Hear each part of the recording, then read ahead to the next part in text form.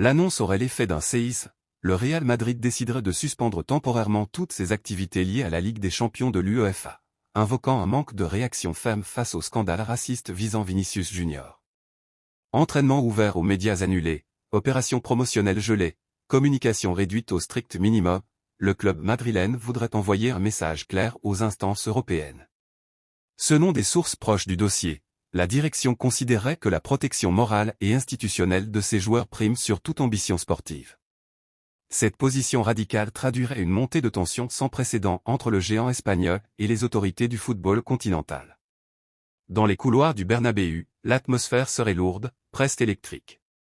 Les dirigeants estimeraient qu'une absence de sanctions exemplaires créerait un dangereux précédent. En prenant cette décision spectaculaire, le club chercherait à placer l'Europe face à ses responsabilités. Une posture qui transformerait une affaire disciplinaire en crise institutionnelle majeure, capable d'ébranler toute la compétition. En coulisses, la réaction du Real Madrid ne serait pas improvisée, mais soigneusement calculée. À la tête du club, Florentino Pérez adopterait une ligne claire, défendre l'institution et protéger ses joueurs à tout prix. Pour le président madrilène, il ne s'agirait plus seulement d'un incident isolé, mais d'un symbole des failles du système disciplinaire européen. Le message envoyé serait sans ambiguïté, sans décision forte et immédiate des instances compétentes, aucune normalisation ne sera envisagée. Cette posture placerait directement la UEFA sous pression, sommée de démontrer son impartialité et sa fermeté face aux actes racistes dénoncés. En interne, des réunions stratégiques se seraient multipliées afin d'évaluer les conséquences juridiques, sportives et économiques d'un tel bras de fer. Les dirigeants madrilènes estimeraient que leur statut historique en Europe leur donne le poids nécessaire pour exiger une réponse exemplaire. Ce choix risqué pourrait redéfinir les rapports de force entre grands clubs et autorités dirigeantes, ouvrant une séquence institutionnelle explosive où chaque décision aura des répercussions majeures. Au cœur de la tempête, le dossier visant des joueurs du SL Benfica cristallise toutes les tensions. Le Real Madrid exigerait des sanctions immédiates, estimant que les éléments réunis sont suffisamment graves pour justifier des suspensions exemplaires. Selon l'entourage madrilène, laisser passer un tel épisode sans réponse forte reviendrait à banaliser des comportements inacceptables. L'affaire serait désormais entre les mains des commissions compétentes, sous l'autorité du président de la UEFA, appelé à trancher avec impartialité. Chaque jour sans décision alimenterait les spéculations et renforcerait la pression médiatique. En Espagne comme au Portugal, les débats s'intensifient, certains analystes parlent d'un affrontement institutionnel inédit, d'autres reboutent une escalade dangereuse pour la stabilité des compétitions européennes. Les supporters, eux, suivent l'évolution du dossier avec une attention extrême, conscients que l'issue pourrait influencer non seulement la saison en cours, mais aussi la manière dont les instances traiteront à l'avenir les affaires liées au racisme dans le football professionnel. La décision de suspendre toutes les activités liées à la Ligue des champions de l'UEFA aurait des répercussions d'une ampleur inédite pour le Real Madrid. Sur le plan sportif, l'équipe se retrouverait dans une incertitude totale, préparation perturbée, entraînement médiatisé suspendu et absence de calendrier clair pour les matchs à venir.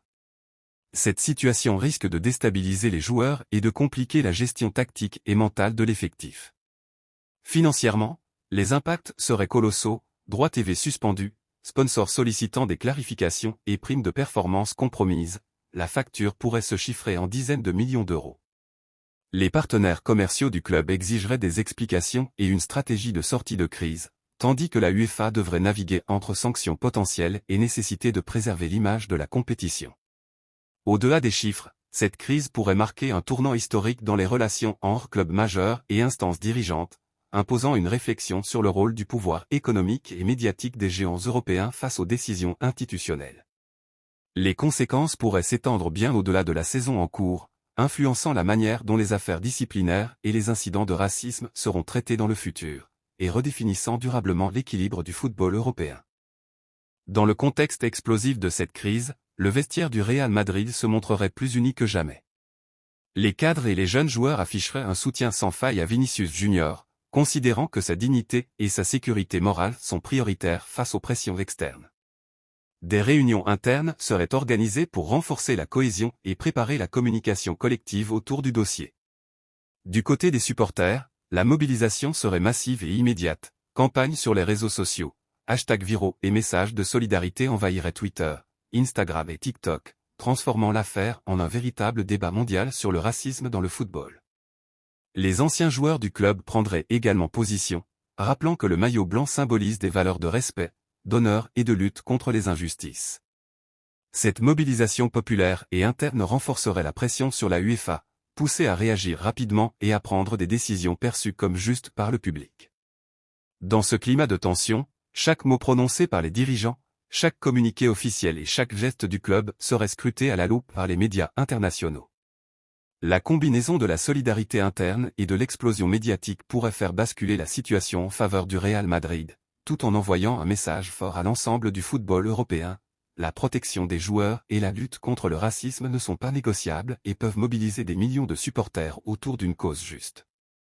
Si la situation venait à s'envenimer, elle pourrait marquer un tournant historique pour la UEFA et pour l'ensemble du football européen. Une confrontation ouverte avec le Real Madrid, le club le plus titré et influent du continent, créerait un précédent sans équivalent, mettant en lumière les limites de l'autorité institutionnelle face à la mobilisation massive d'un club et de ses supporters. Les analystes évoquent déjà la possibilité d'une révision accélérée des procédures disciplinaires, d'une adaptation des sanctions et d'un renforcement des mécanismes de protection des joueurs. Les décisions prises dans les jours ou semaines à venir pourraient influencer durablement la manière dont les incidents liés au racisme seront traités dans toutes les compétitions européennes. Par ailleurs, cette crise touche directement à l'image du football moderne, un sport censé incarner fair-play et valeurs collectives, mais confronté à des tensions morales, médiatiques et institutionnelles inédites. Chaque geste, chaque communiqué ou réponse de l'UEFA sera scruté par des millions de fans, journalistes et experts, et pourrait entraîner des changements profonds dans les rapports de force entre clubs majeurs et autorités dirigeantes. Au-delà des enjeux sportifs et financiers, l'affaire devient un symbole. La lutte contre le racisme et la protection des joueurs sont désormais des questions centrales et incontournables. Dans ce contexte, l'Europe du football pourrait ne jamais retrouver le même équilibre, et cette tempête pourrait bien redéfinir pour toujours les règles non écrites qui régissent le pouvoir et la justice dans le sport continental.